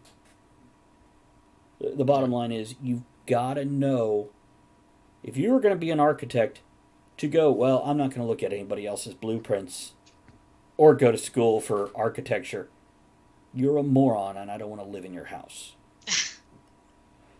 The same for writers. Study other people's. Judge the fuck out of them if you want. I don't care. But learn. Learn. Read. Learn. And it's something, once you're writing and working a job and raising a family and doing all these other things, you got to make time. And audiobooks are a beautiful thing now. I have an hour commute each way to work. I go through audiobooks like crazy right now. Mm-hmm. Tempe, are you doing any reading? What are you reading right now? Let's do it that way. I've started some of Alan Wall's stuff. Oh, I like him. Because I'll be seeing him at RavenCon, because we Right. exchanged books at MarsCon.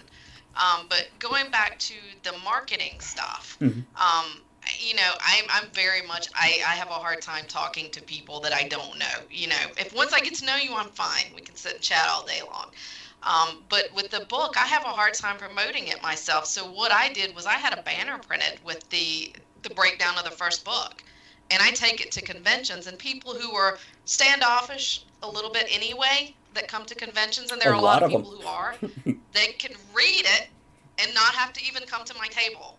and then they'll read it. You'll see them stand back and read it, and then they'll move on over and like, oh, I might be interested in this, and then I talk to them that way.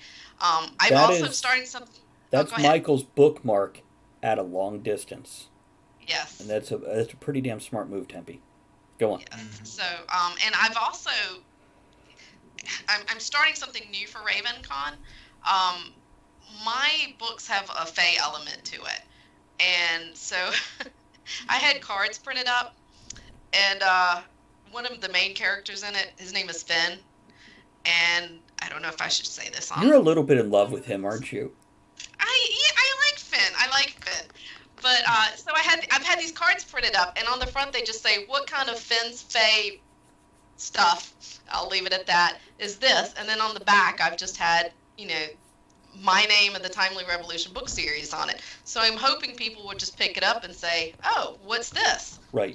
Just enough to be curious to go to the website and check it out. Create and questions. Say, create a question. Yes. Yeah. Yes. A question And is I a better way to I draw a had new that. reader than an answer.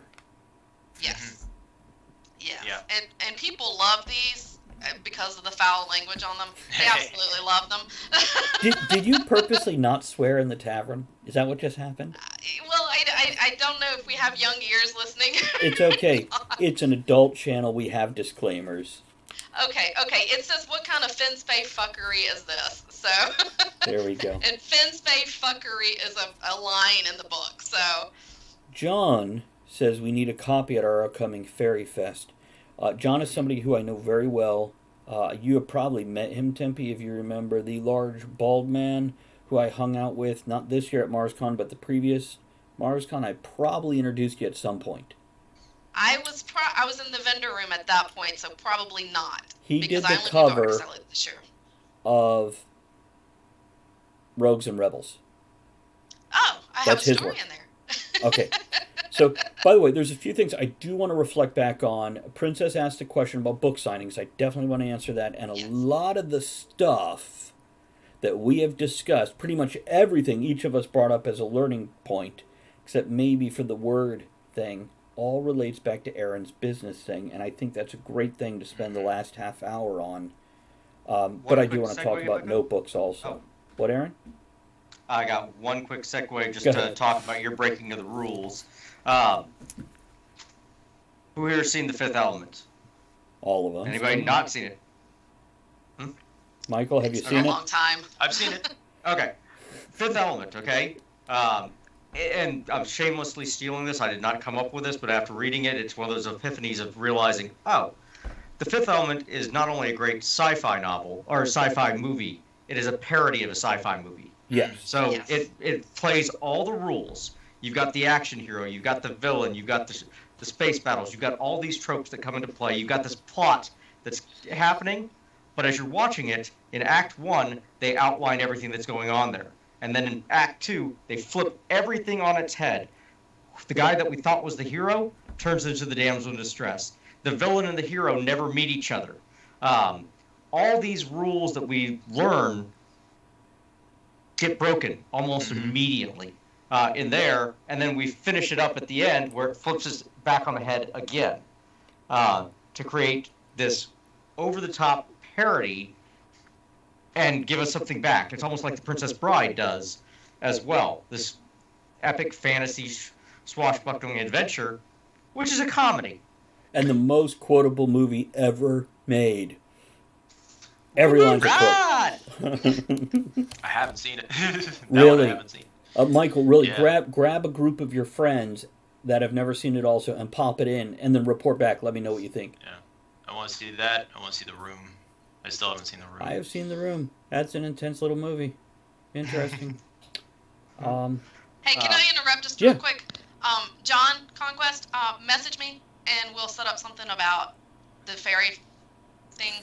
My feed is not working well over here on Twitch, so just private message me, and we'll chat. John, I for Fairy recommend. Fest. She's brand new to Discord, but she is in Discord. She's in my channel. You can find her there as Tempe Wade, or Facebook. That's probably going to be the best way as opposed to a Twitch message that gets kind of lost. Or anyway. my email is on the website. There you go. You can just shoot me a message that way. There you go. Drop her an email, John. That's probably better. Email is always better than instant messenger. Okay, so let's see. What I've got on my list here is, and I don't know if we can cover this all in the next 20 minutes or so. We've got the business stuff, book signing question. Book signing, yeah. I want to talk about notebooks, which I can do that in 30 seconds. Agents versus self-publishing we kind of covered, and then authors helping/hating other authors. So I'm going to steal the floor real quick and go, look, for you guys out there, I use steno pads for years. Okay, they got a neat line. They're great for lists. You can write on them big while you're driving without looking, etc. Reporter notebooks with my next iteration. It fits in my back pocket. Sticks out this much, but I can put it in my back pocket.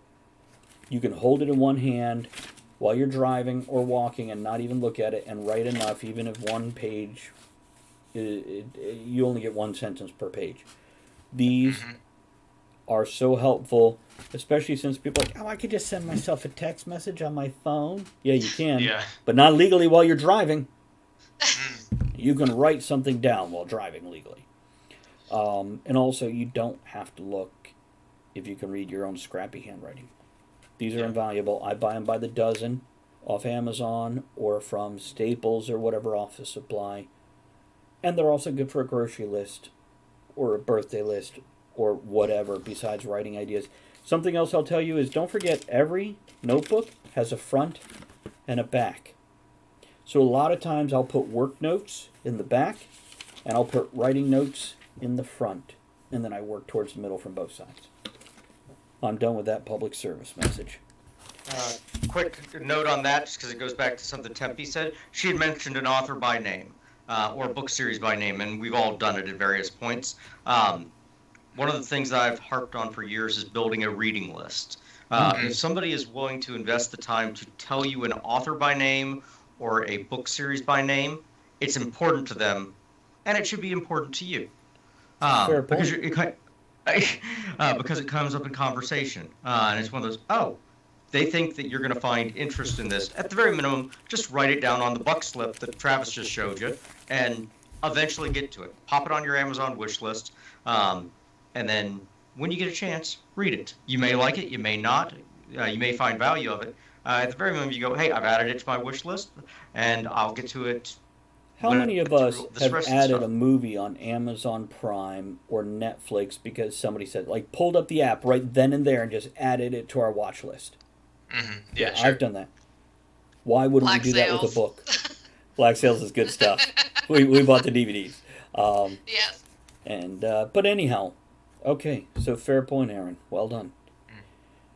So we covered notebooks. We covered agents versus self-publishing. What do you guys want to talk about next? Authors helping and hating other authors, or the business thing? Oh, book We signing. should do the book signing. Now, yes, Book Michael, signings. go. You're the boss of this one. Okay, for book signings, there's really no limit. Well, there are limits, but there's basically no limits except your imagination for where you can set up a signing, except the law. Like some places you can't set up just outside. Strip clubs are great for Law this. and the law one. Yeah. But one thing I was always, there's great places. I think the question was specifically like, what places do you recommend? I think a great first book signing is a cafe. Lots of cafes are free, and it being that they don't take a percentage of your books, of your book sales, that is. And then there are some great bookstores, like McKay Used Books is awesome. What there town is that in? are, What was that? Is that a single location somewhere? It's a single location, but places like it. There's some like independent bookstores where they'll be happy to have you and they won't take a percentage. And then there's other places that they will take a percentage, but they're handling the sales aspect of it, and that's nice too. So you can keep your line moving. So it all balances out. So for instance, one of my favorite places is Prospero's in Manassas, in Old Town Manassas. I do signings there all the time. Is that Prospero's or Prospero's, as in Shakespeare from The Tempest? It is probably Prospero's, but I say Prospero's. Okay, just checking. I don't know. I'm sure as long as you go there, I'm sure they're happy. You're right there. So, yeah, I do outside events there all the time. And let's see, Second and Charles is awesome. The Woodbridge Second and Charles, you come in, you set up, and you handle all your sales. It's a lot like a convention except solo, where you have your own personal register. So those are my recommendations. But in terms of just the process, think of where you'd like to go, or think of what you think would be like the cool, like the top, the loftiest aspiration, and then go for it. Don't be afraid to fail big. I remember there was this one time I was going to all of the indie places that I loved, and all of them were filled. I don't remember what book it was, but it had come out, and I didn't have any book signings slated, and I was like, oh no. And then I passed by, and I was driving around, and I passed by Barnes and Noble, and I thought, hey, what the heck, because a long time ago I had tried to get in there, but their policy was different. They didn't let in the indies as Since much. they shut down and reopened, life has changed. They're amazing. I love Barnes and Noble. So I went in, I got the information I needed, I called, and in that same day I had 3 book signings set up in a major event, in a brand new event. It just so happened that they were doing a Meet the Authors festival, and so I had 3 days back to back, and that turned out to be the launch of World of the Orb. So don't be afraid to fail big. Call the places or go to the places where you would most want to be and see what happens. Nice. I'm going to interrupt real quick. You guys see something in chat right now. Would you like to see a writing category on Twitch?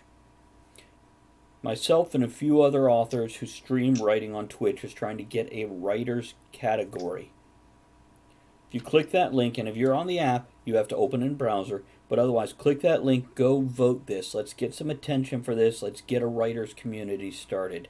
I don't care if you're in my stream or a different writer's stream. Let's support the community that we love, that we're creating, that we are building together. And Shara says, thank you so much, Michael. That helps out a lot.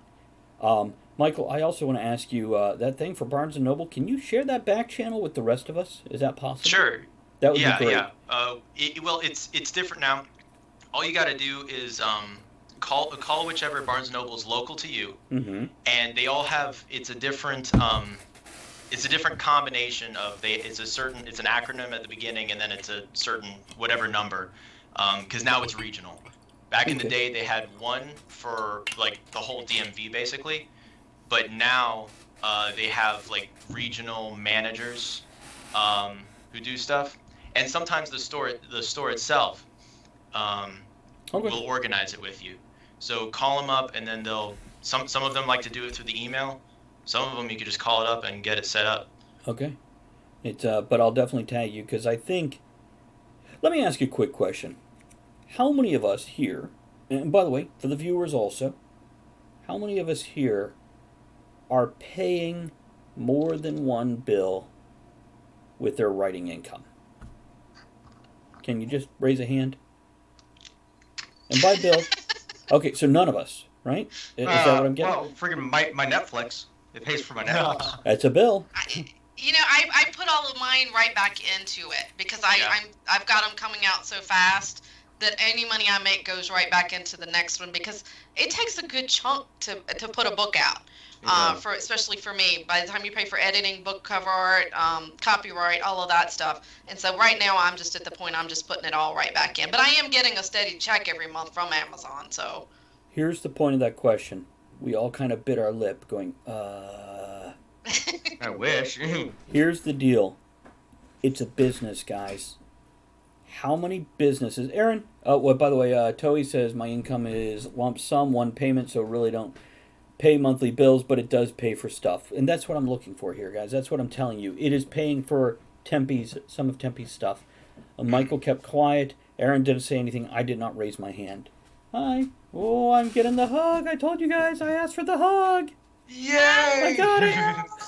It's a chokehold hug. Here's what I'm going to tell you guys. It's a business. Businesses start out in the red. That means the negative. It means you're putting out more money than you're taking in. This is a business. You're a creative person. You're a smart person.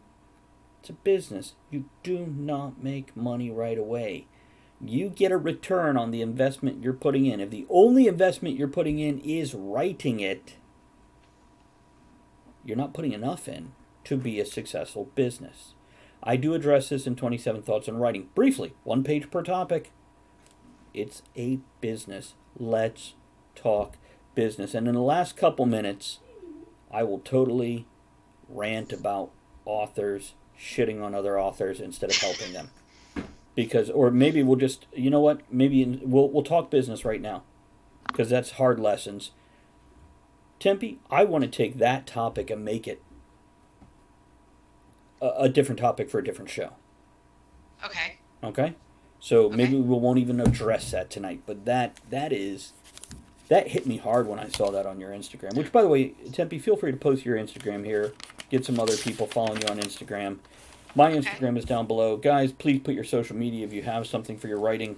Spam it right now in our last 15 minutes. Let's talk business. Aaron, what the hell are you talking about? Writing's a business? That makes no sense. Writing's a business. And don't You bore are a us with stuff. Be creative. Help us.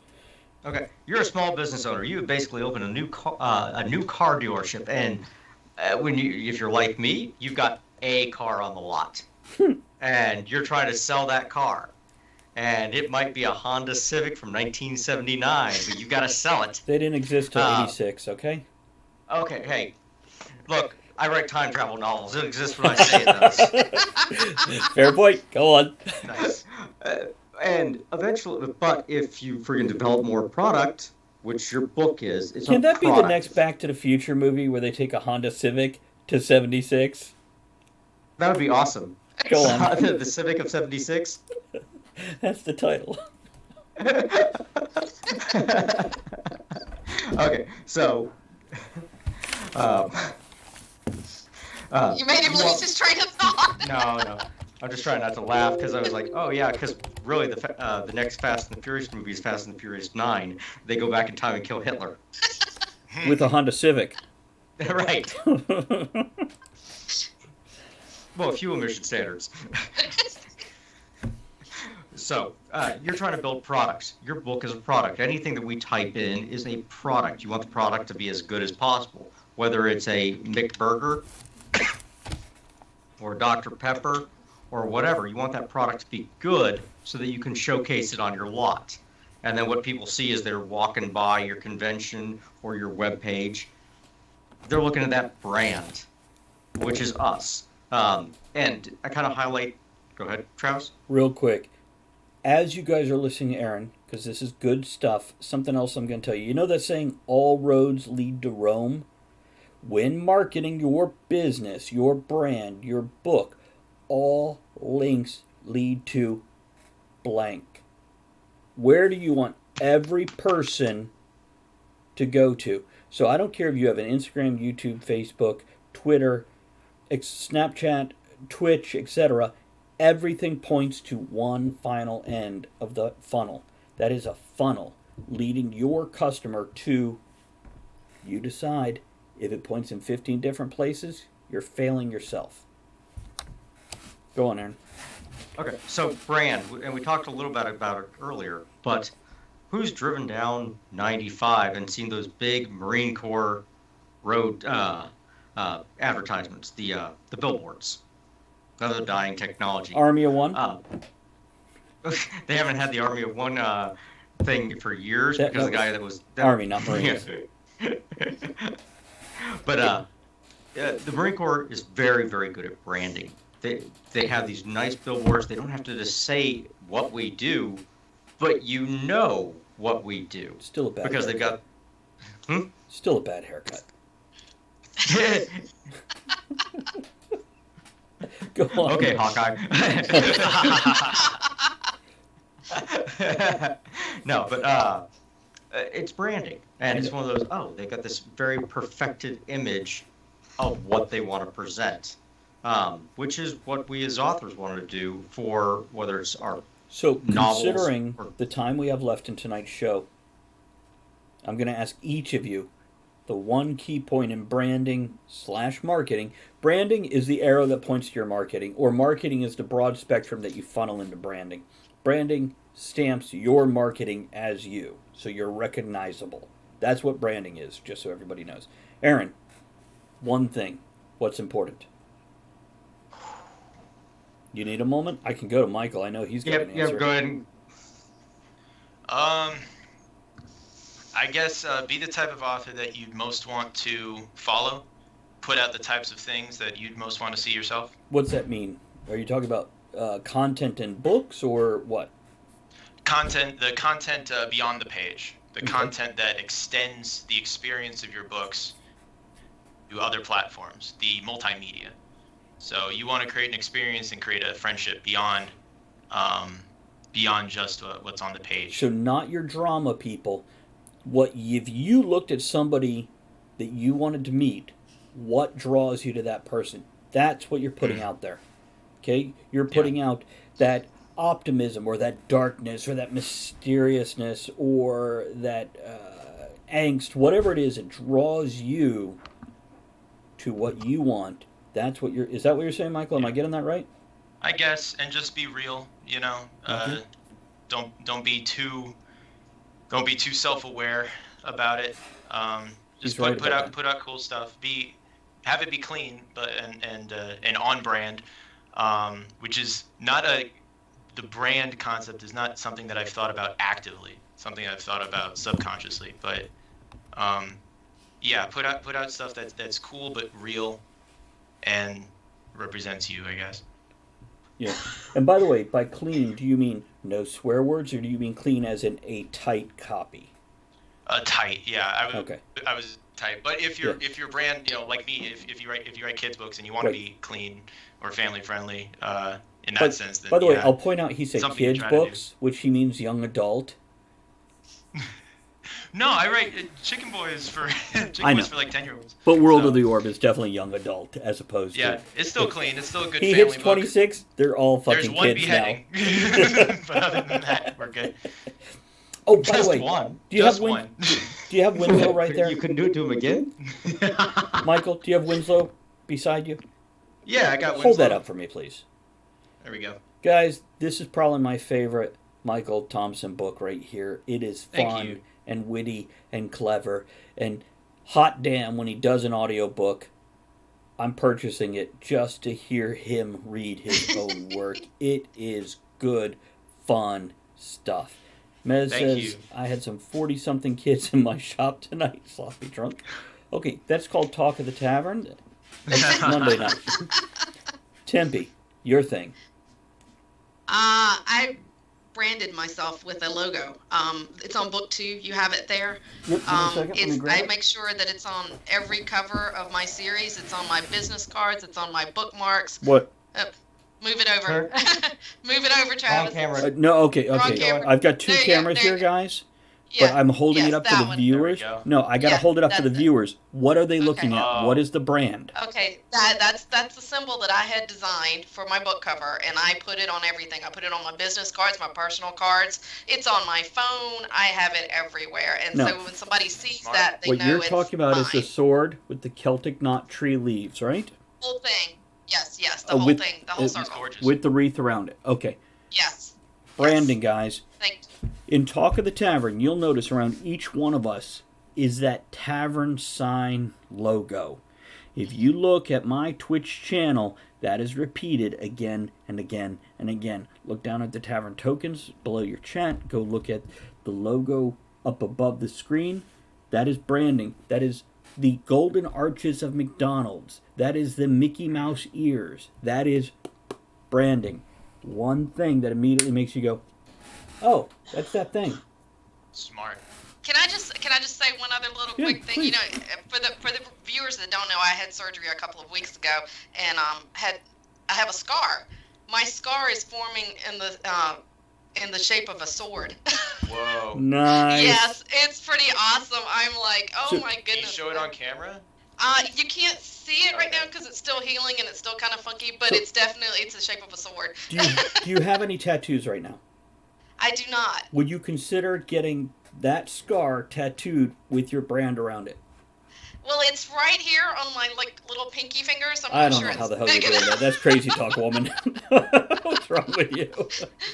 But I have considered getting that symbol tattooed somewhere, maybe. Maybe one day. Maybe if I sell enough books. There we go. There we go. There we go. Okay, Aaron, we're back to you. Pressure's on. Be consistent on the amount of product you're putting out. I've had a 3-year hiatus, but if you're not producing, you're not a business. That's true. That is true. Okay, I'm going to take you from here and build on what Aaron just told you.